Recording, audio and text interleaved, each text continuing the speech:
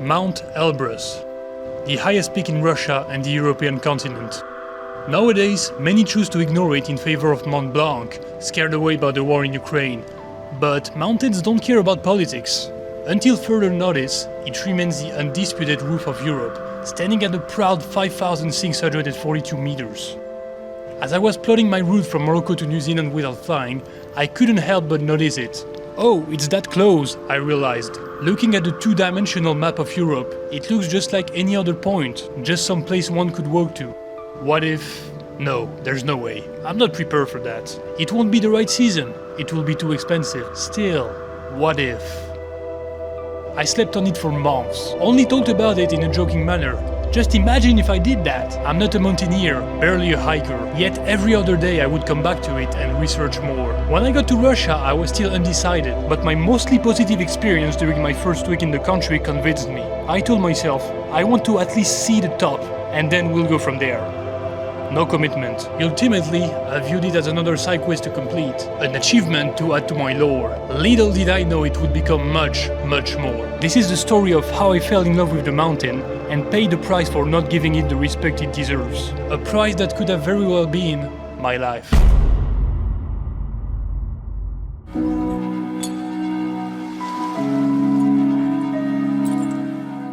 Hello and welcome to what is possibly going to be the biggest, craziest and maybe stupidest side quest of my trip around the world without flying.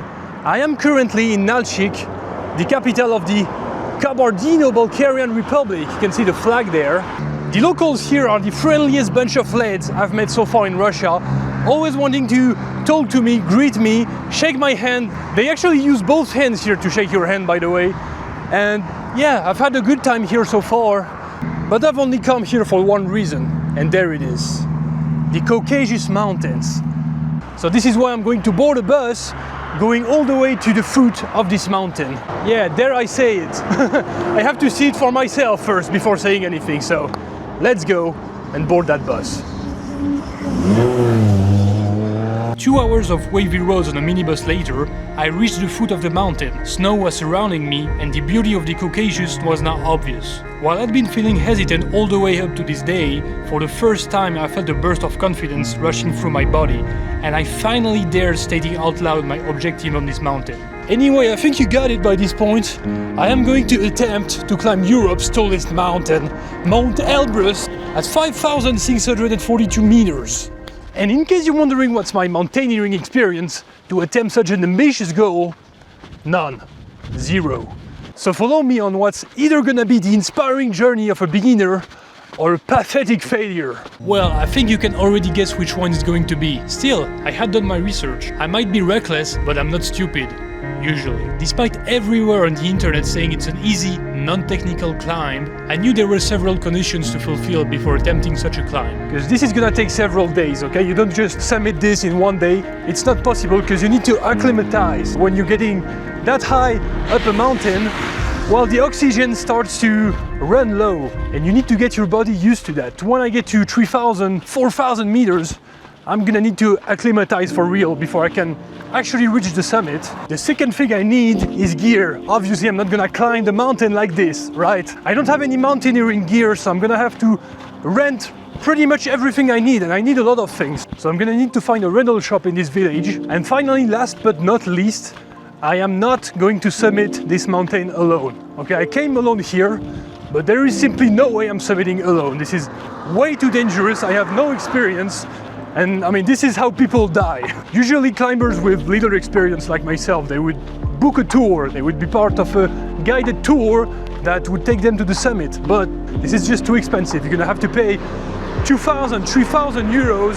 Maybe if you book a local one, it will be like 1,500, something like that. But either way, this is way too expensive for me. So what I'm gonna do is, do it all by myself and try to find someone to submit with me. In any case, I need to find someone, and if I don't, I'm just not gonna attempt it, to be honest.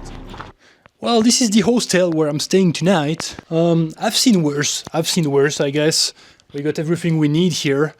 Just for one night. If everything goes well, I'm only staying one night here. The thing is, ChatGPT told me that there was an international vibe here. Everybody would speak English and it would be easy to find, other people climbing the mountain. Vlogger, da. YouTube. It doesn't seem to be really the case. Everyone speaks Russian here. I kind of expected that, to be honest. I may not have found an English speaker, but did you see that guy in the background? He's about to become one of the main characters of this story. Let me introduce you to Edvard. He could hardly say a word in English, and yet he somehow traveled all around the world just by himself. He was staying at this hostel while working as a skiing videographer, which I didn't even know was a job, but I found it pretty cool. Exactly the kind of free-spirited guy that I vibe the best with. I later went for a run in the mountains. I think my peak physical shape was like early January, and I kinda let myself go since then, so... But I was satisfied with the result. Now it was my last occasion to have an actual meal before going up to the mountain. Going out to eat with my new friend Edvard from Russia. Всем привет. But it's off season, so everything is closed. We have to find a restaurant somehow. Oh, we're hearing the call for prayer. Remember, we're in the Muslim Republic. You can hear the call for prayer at the mosque. Even there, even in the mountains. I think it's there. Restaurant. No. No? So.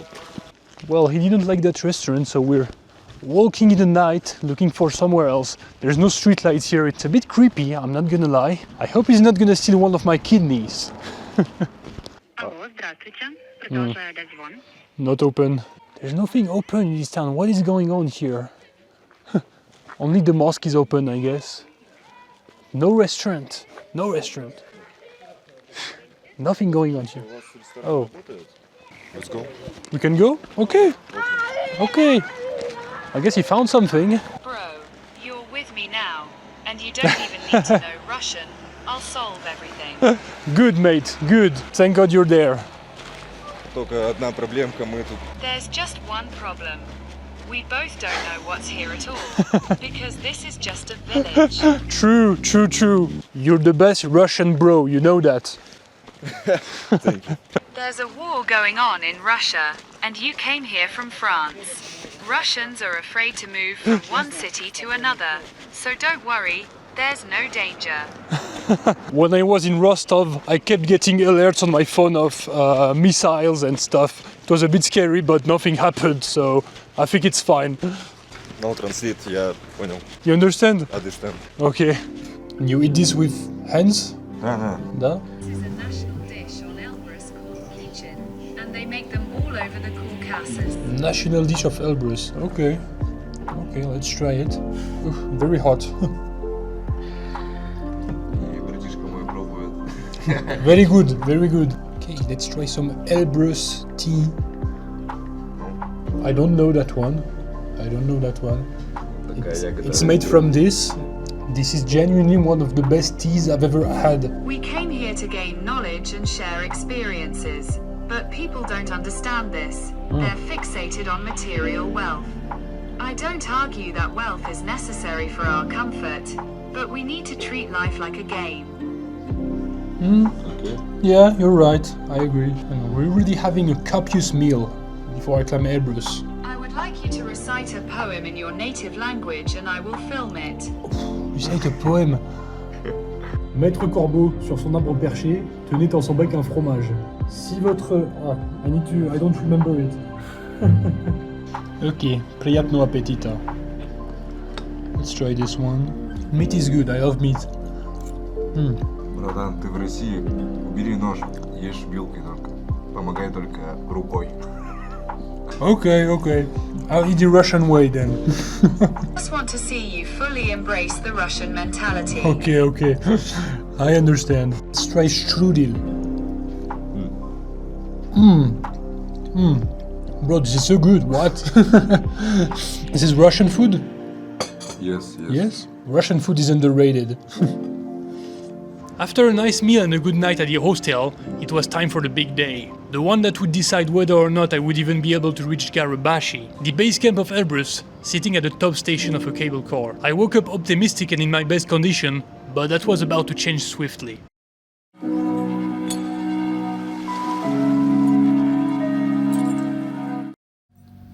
This looks bad.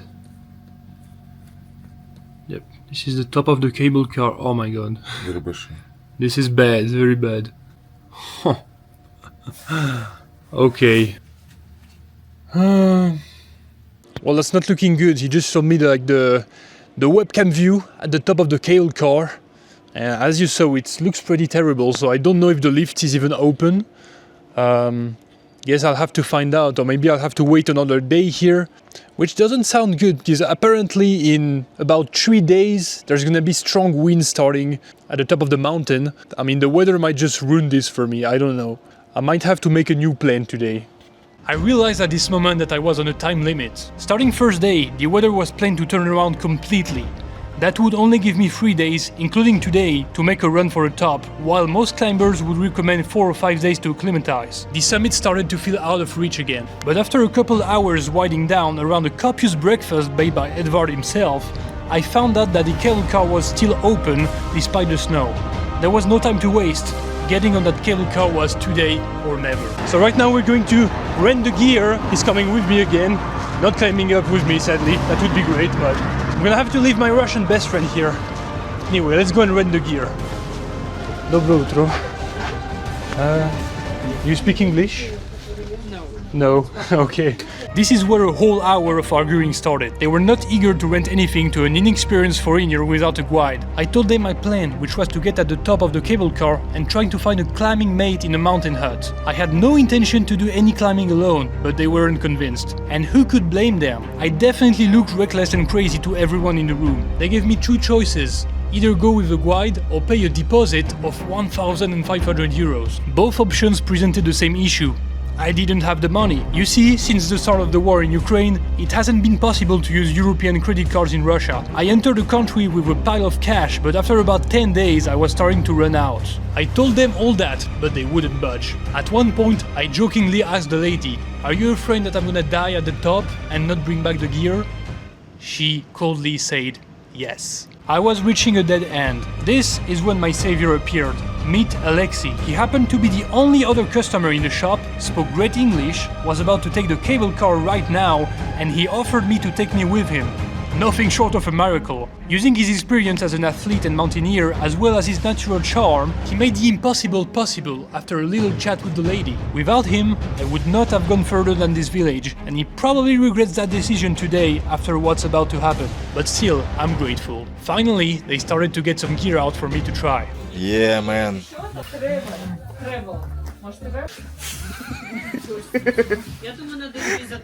It's okay? No, it's okay. We have free space. Polka. Yeah, do you know how to do it? No, I've never used this. That's how he's preparing to reach the highest point of Europe, Mount Elbrus. You know, Achilles. No. Короче, показывай на себе. Пятку. Вытягиваем. Okay. Ставим. Вот так. Okay. Палки. Good. Bro. А очки или маска есть? Glasses. I don't have. I told you I have nothing. I needed to rent absolutely everything. Nothing in my travel backpack was of any use on minus 20 Celsius weather. I looked like the biggest possible amateur to everyone, but I suppose that made me a good customer. You're gonna make a video, right? Yes. A movie Yes, on YouTube. YouTube. YouTube. Wow. Yes. Looking forward to see. I don't even know what he's filming. My cameraman now. I feel like the Michelin guy, if you know what I mean. French people know. What? Like French movies, you know. Yeah. Fantomas, Jean Phantom. Marais, man. Very And good. Louis de Funès. Louis de Funès, yes. Terms and conditions. Контракт. Contract, yes. 620, wait. Life is not 30. so good in Europe, Все деньги забрали. 3000 оставили на канатку ему. I got it. Yes. I paid over 100 euro for a daily rent and was let go under 3 conditions. Give a 200 euro deposit, which was basically all I had left, stay with Alexei the whole time and come back the very next day. All these constraints made submitting almost out of the question. I had been humbled by much more experienced people and I was ready to accept it. The hostel staff gave me this magnificent face mask as a token of good fortune, and I said goodbye to everyone. Edvard would come with us to the foot of the cable car. Okay, the plan has been set into motion. I know I needed that reality check, because everywhere it says, hey, that mountain is easy, you don't need any experience. And maybe that's true if you have a guide that does everything for you, but that's not my case. I knew there was a big chance that I wouldn't be able to summit, so I don't feel too bad about it. I know I'll come back one day and summit that mountain for real.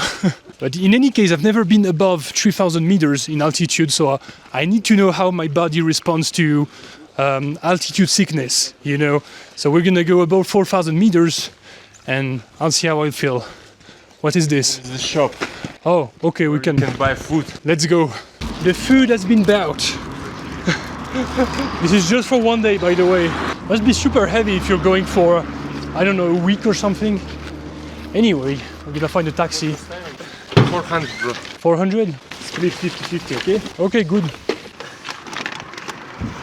We're going to Elbrus with my new friend Alexei. Yay. Bonjour. Bonjour, bonjour. Good French. Yeah, he's filming as well. I'm gonna be on Russian Telegram. Je m'appelle Alexis. Oh, good. How to say nice to meet you? Content de te rencontrer. Contré? You know how to say in Turkish? Turkish? No. Tanıştığıma memnun oldum. Nice to meet Wow. You speak Turkish? you. A little bit. You're the most multilingual Russian I've met. And there it is. The cable car to Garabashi. It's actually the highest cable car in all of Europe, going all the way to 3,800 meters. And we're gonna go all the way to the top. I might not go to the highest mountain in Europe, but I'll go to the highest cable car. So that's already something, right? Okay, bro. Давай. See you tomorrow, man. Bye, bro. Woo. We are going.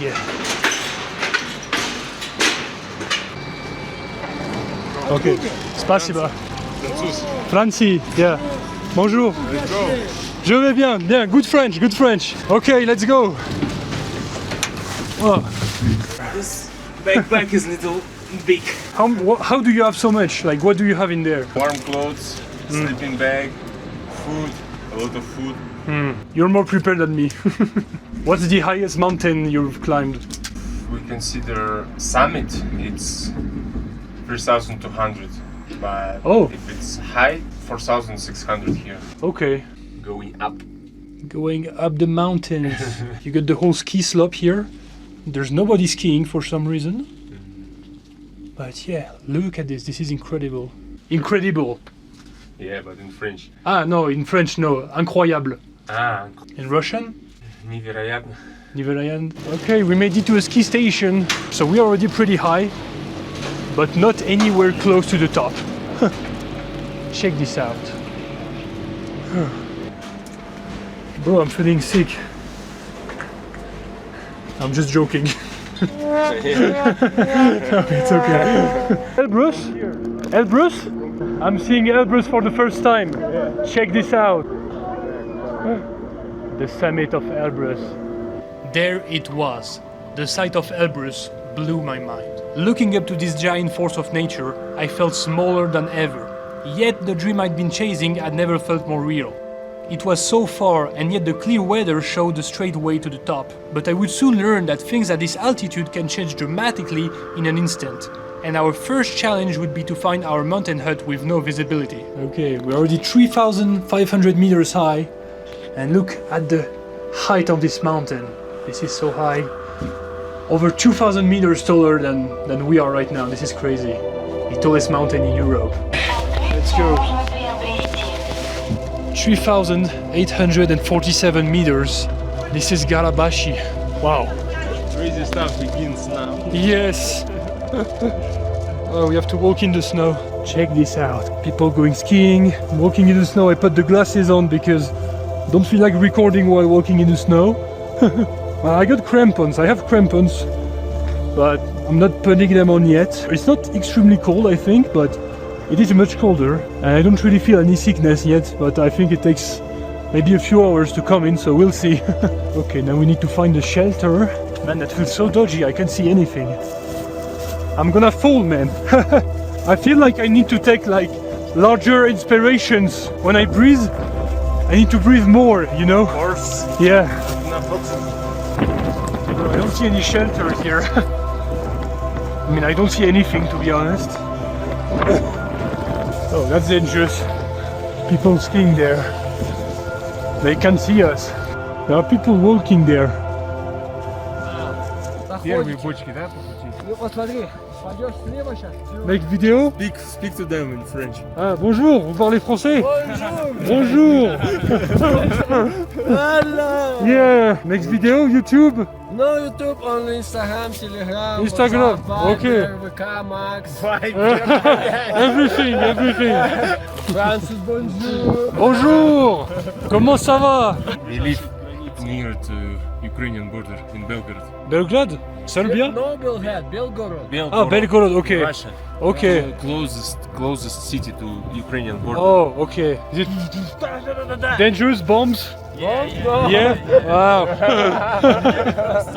Take me with you to the summit. No blogger. Only fucking Russian speaking guy. Yeah, I know. I know, Fucking bad. I know, bro. What is it? It's not a problem because fucking Russian. Bro. Oh, yeah. I love Russian people, bro. Not just Okay. Russian people. From Russia with Here in Elbrus, Yeah. crazy people, so special. Nothing. Crazy in good meaning. Thank you, bro. Summit. Thank you, bro. Okay, good luck, guys. Good luck, Good luck. my dear. Good luck. These are exactly the kind of Russian mad lads the summit naturally attracts like moths around a chandelier. They were headed all the way to the summit and looked unstoppable. It gave me some confidence. Was it really impossible after all? Oh, you can see the mountain now. Wow. Incredible. What? You serious? We went too low. No. We have to go back up. We made it alive. We made it to the shelter. Man, only walked a few hundred meters. This is crazy already. So this is what a mountain shelter looks like at almost 4,000 meters in Russia. You get some okay beds, you get electricity, no shower though. You can't expect for too much. I have never been to a single hotel with a better view than this. Check this out. You can see the eastern summit and the western summit. And I think the highest one is the western one behind. I look at this, I'm like, it doesn't look that far. I could do it. I don't know, man, I don't know. Maybe I'm overconfident, I don't know. Okay, the sunscreen has been put. Now it's time we go even higher up the mountain. We got the full gear, we got the poles, and we're going to climb. How many meters? Day Yes, depends on your condition. maybe 4,200. Yeah, Magnificent view. You can see amazing view, yes. highest point of Europe. Highest point of Europe, man. I feel so privileged to be here. You see the road This way. like this, then to the left, then go between them, then go forward and like from this side, you know. It looks very close from here, but it's not that close, right? It just looks. Shape you can make it for 5 hours from here. 5 hours to where? Really? On internet I saw like 10 hours. Depends on your shape. Yeah, of course. One of the best views I've ever seen in my life. Whether or not I go to the top, that was worth it. I call it now. Check this out. I'm falling in love with the mountain, man. So far I don't feel anything, so I don't know if this is gonna catch up to me sooner or later. I don't know if I've ever felt so good in my life than right now on this mountain. Yeah, man, I'm filming right now. Can People go to the mountains. It's the best place on earth. If you don't trust me, just look around. I agree, man. I agree. I'm so happy I've met you here, man. I've been traveling in Russia for almost 2 weeks. This is the best place, by far. I've met so many good people here. The mountain people are good. One step at a time.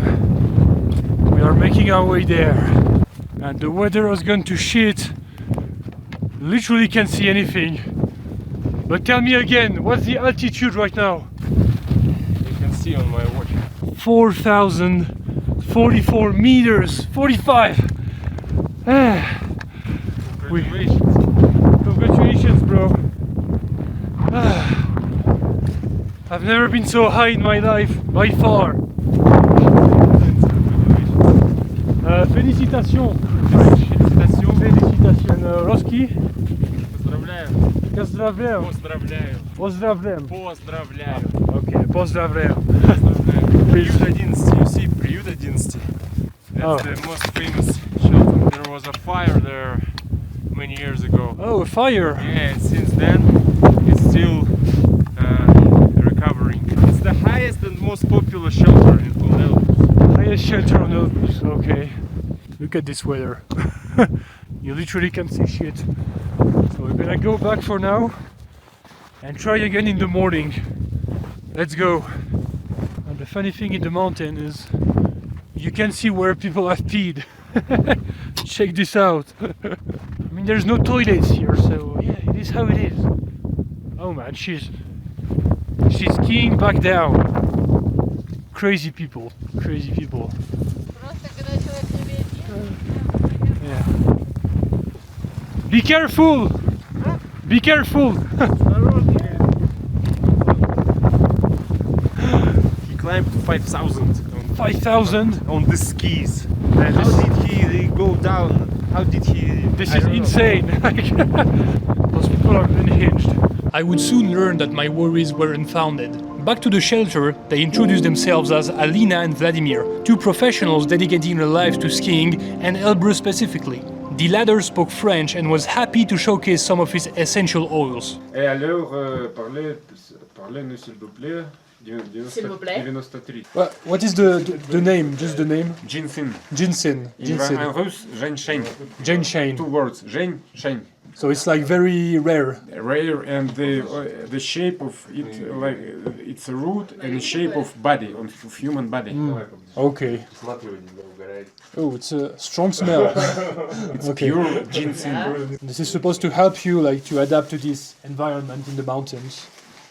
Check this out.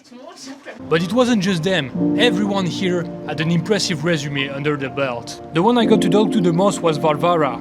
She reached the summit over 30 times, became champion of Russia in roller skis, member of the Russian national team, and even holds the title of Master of Sports of Russia. No clue what that means, but that feels impressive. Check this out. Look, this Wikipedia page never ends. Full of achievement stuff. And she's right here. This is crazy. The world need to see this. Like the page never stops. Like I can't read all of this. Which page? I can't say I didn't feel the imposter syndrome surrounded by all these legends, but that feeling quickly faded away. Up in the mountain, titles and achievements matter very little.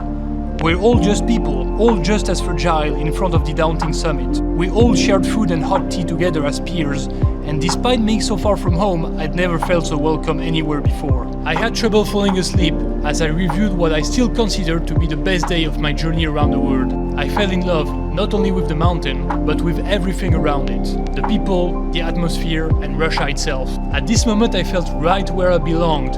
But things were just going too well. The next day was about to decisively sweep away that feeling and put me back in my place.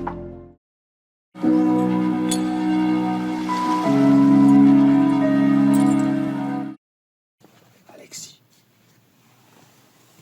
Hi. Morning. It's 6 a.m. right now. Way too early. Honestly, I didn't sleep too bad. Like, it took me some time to fall asleep, but then that was okay. I still don't feel any altitude sickness, so I think, I don't know, maybe my body is made for mountaineering.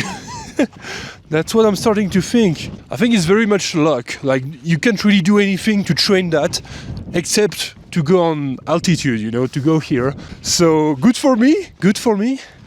Look, those are the toilets here in the hut. There's no toilets inside, there's no shower, so this is what the facilities are.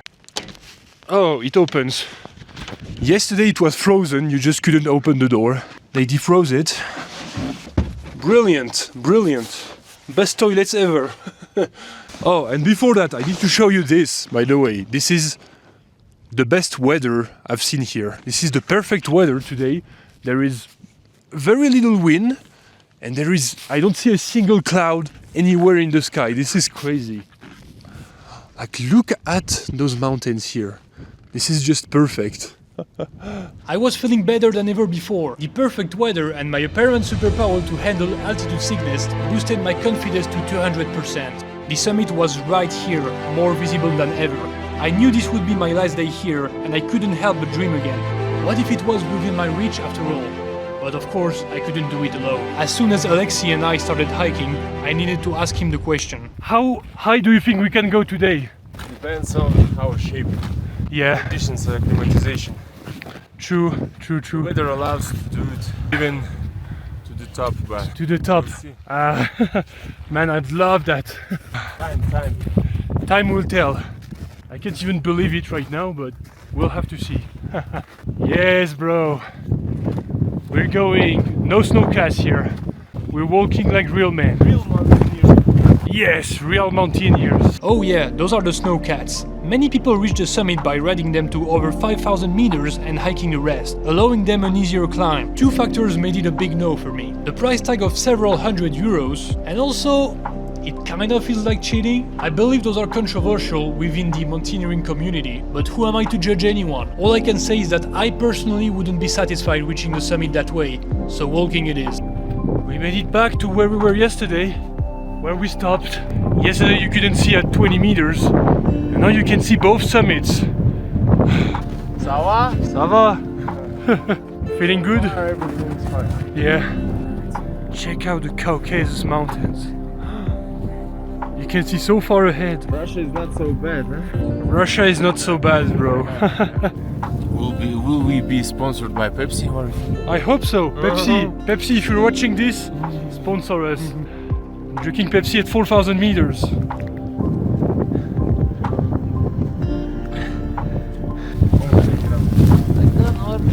Bro, tell me again how to say good luck.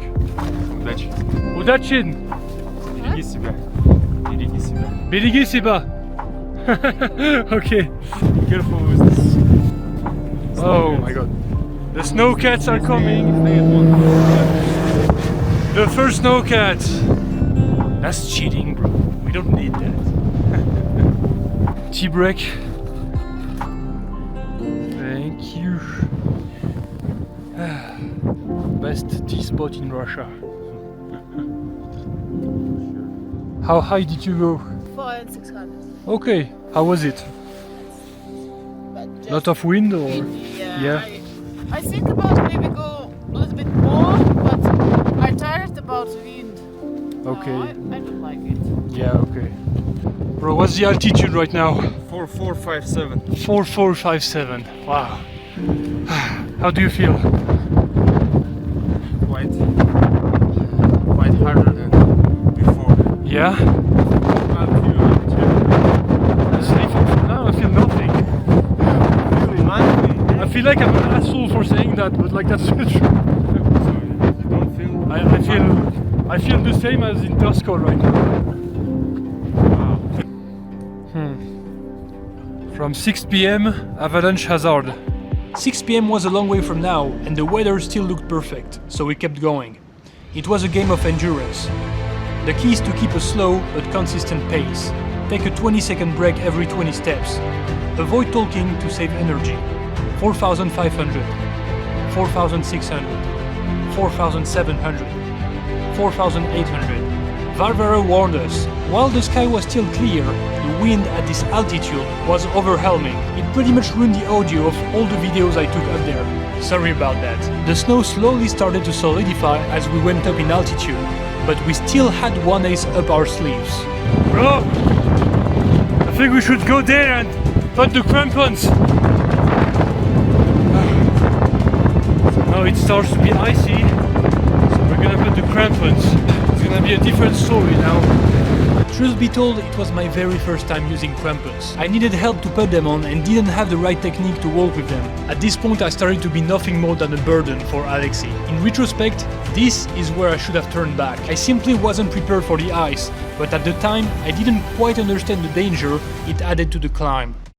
How do you feel, bro? hope so. Very difficult now. Becoming quite tricky here because of the ice. Every step is dangerous. Alexi! Bro! You can't even hear me because of the wind. To be honest, I am starting to have a little bit of a headache. Nothing serious. But the thing is, as you keep going higher, it will only intensify. Just enjoy this view for now. I didn't realize it until we were back down from the mountain, but an abandoned snowcat buried in the snow serves as an important marker for climbers, and we walked right past it. We had reached the 5,000 meters milestone. At this altitude, the air pressure is a little above half of its sea level value. This meant half as much oxygen as I'm used to, and I wasn't immune to that after all. Alexi had already expressed his discomfort before. I finally started to understand that the rational decision was to turn back, but little did I know it was already too late. Wait! 1 minute. What do you think? Let's stop for 1 minute. You want to turn back? Where?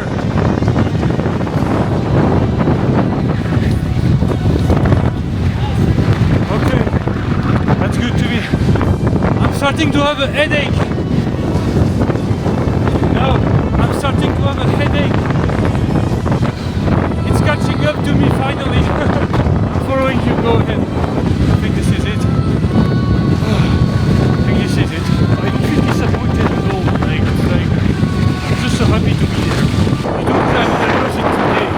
You know, I realized you can't take any shortcuts. I'm going to talk some other time. He really wants to turn back, and honestly I agree with him. I think it's for the best. This was the last video I took with my camera, but don't you worry, I'll show you some videos from Alexi's phone. We had agreed to turn back, but as you could hear, Alexi appeared way more worried than I was. And rightfully so. You see, the snow was now really turning to ice under us, so turning back on our feet felt very dangerous. To our left there was a strip of actual ice, and on the other side of that strip was something Alexi believed to be slightly less solid snow.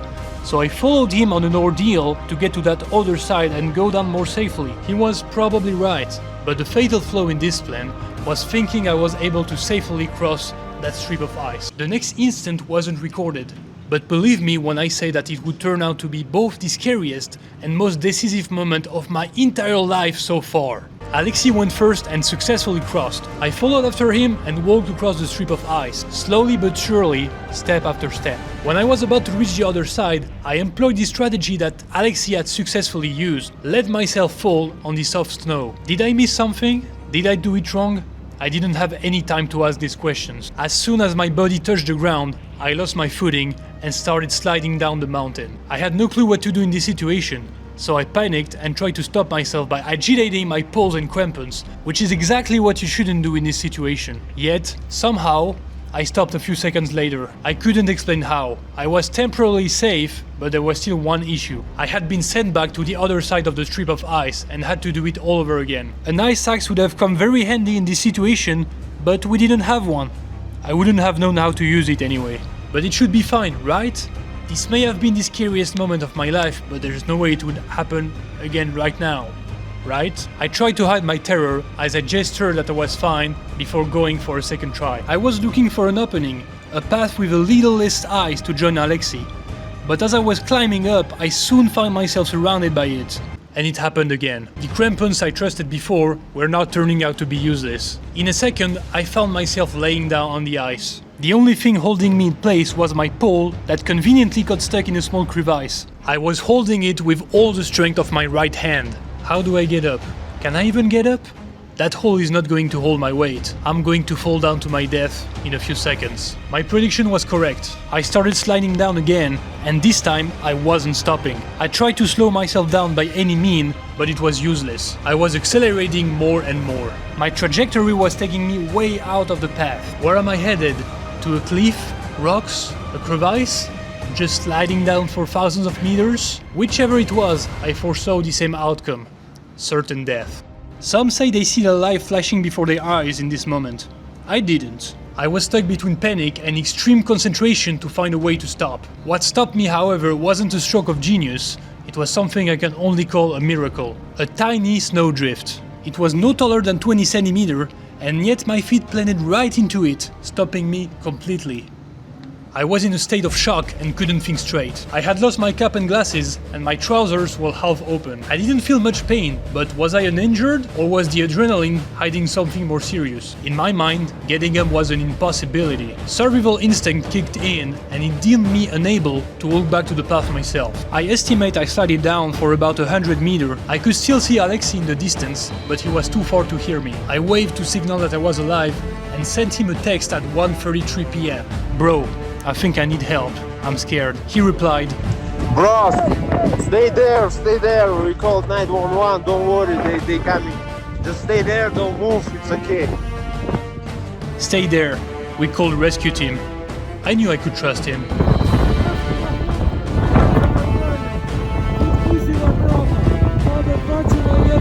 1 hour. That's how long I waited, all alone, not sure when or if rescue would actually come. The temperature was nearing minus 20 Celsius. How long can my body last until hypothermia? What if that snowdrift can't hold my weight anymore? My legs are cramped, I need to move. The slope continued for about 15 meters below me, and then nothing. Was there a cliff right after? I would never know. In front of me was the clearest and most beautiful landscape I've ever seen in my life. That's not a bad last image. My mind was fighting hard against these thoughts. I couldn't accept the eventuality of death, so I kept myself busy with thoughts. What was I doing here? Why not just stay home and have a normal job instead of risking my life for no reward? I even thought about God. I've been an atheist my whole life, and yet I couldn't help but think the mountain was trying to send me a message that day. This is the price you pay for disrespecting me. But I'll give you a second chance. I imagined myself on some remote beach on a tropical island. That's where I wanted to be at this moment.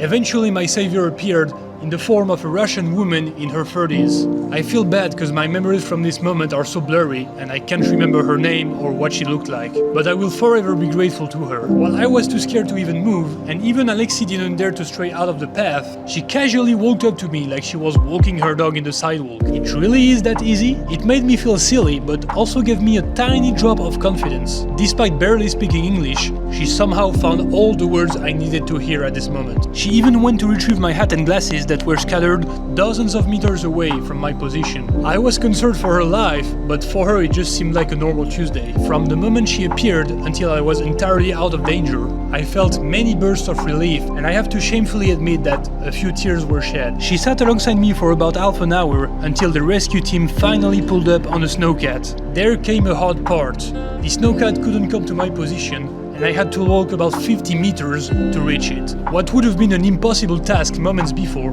became possible thanks to my Russian savior. Step after step, we approached the vehicle until the rescue team got custody of me. I ironically got into the vehicle I was smoking earlier. I know I caused a lot of concern to Alexei specifically, as he was feeling responsible for taking me up there. But thanks to me, he got a free ride back to the ski station, so he should be thankful. Second birthday,